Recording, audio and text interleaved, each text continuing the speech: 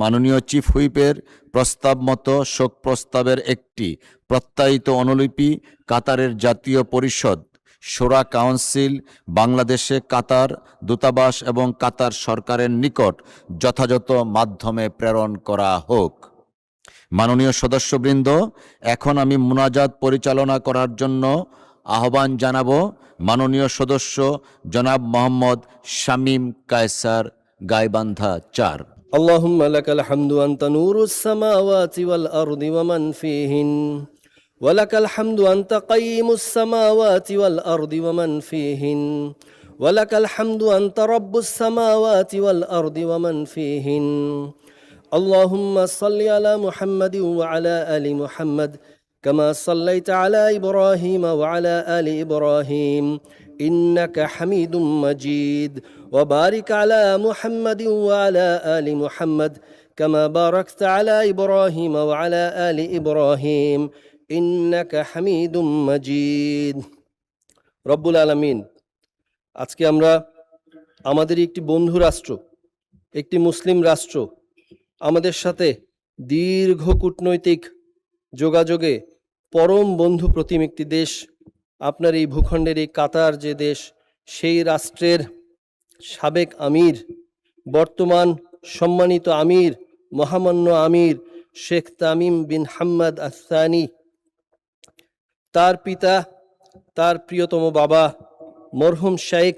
হাম্মাদ বিন খলিফা আস-সানি, তার ইন্তেকালে আজকে আমরা শোকাহত। রব্বুল আলামিন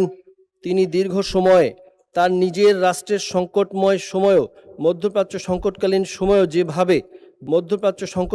সময়ও যেভাবে বাংলাদেশকে গুরুত্ব দিয়েছেন, আমাদের এই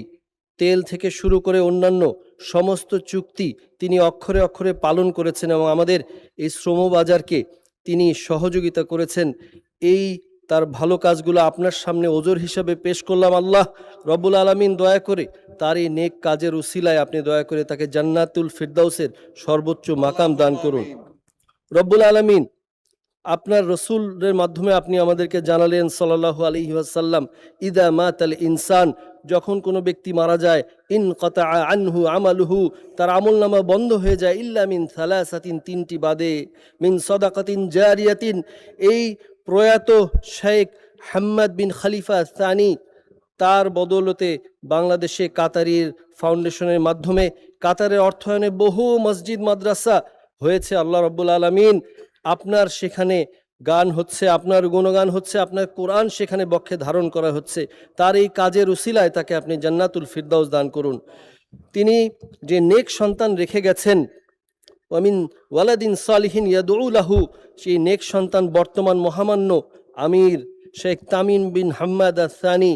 তাকে আপনি অনুগ্রহ করে কবুল করুন। যেভাবে তার বাবা আমাদেরকে বন্ধুপ্রতিম, ভ্রাতৃত্বপ্রতিমভাবে আমাদেরকে আগলে রেখেছেন, তিনিও যেন তার বাবার পদাঙ্ক অনুসরণ করে আপনার রহমত প্রাপ্ত হয়ে আমাদের প্রতি তেমনি সদয় রাখেন এবং এই কূটনৈতিক সম্পর্ক উত্তরোত্তর যেন আরও সুন্দর হতে থাকে। রব্বুল আলামিন আপনি দয়া করে আমাদের এই সংসদকে কবুল করুন। বাংলাদেশ নামক রাষ্ট্রের জন্মের প্রাক্কালে আপনি যেমনিভাবে শহীদ রাষ্ট্রপতি জিয়াউর রহমানকে দৃঢ়তা দিয়েছেন, পরবর্তীতে যেভাবে স্বাধীন বাংলাদেশের চরম সংকটকালীন মুহূর্তে দেশনেত্রী বেগম খালেদা জিয়াকে দৃঢ়তা দিয়েছেন, তেমনিভাবে রব্বুল আলামিন দীর্ঘ 17 বছরের দুঃশাসন পরবর্তী ভঙ্গুর অর্থনৈতিক এই অবস্থার বাংলাদেশে, বর্তমান বাংলাদেশে তাদের ওই সুযোগ্য সন্তান, যিনি আপনার নবী করিম সাল্লাল্লাহু আলাইহি সাল্লামের ন্যায় পরায়ণতার ভিত্তিতে প্রতিজ্ঞা নিয়েছেন এই দেশকে এগিয়ে নিয়ে যাবেন, যিনি এই সংসদকে কার্যকরী করার জন্য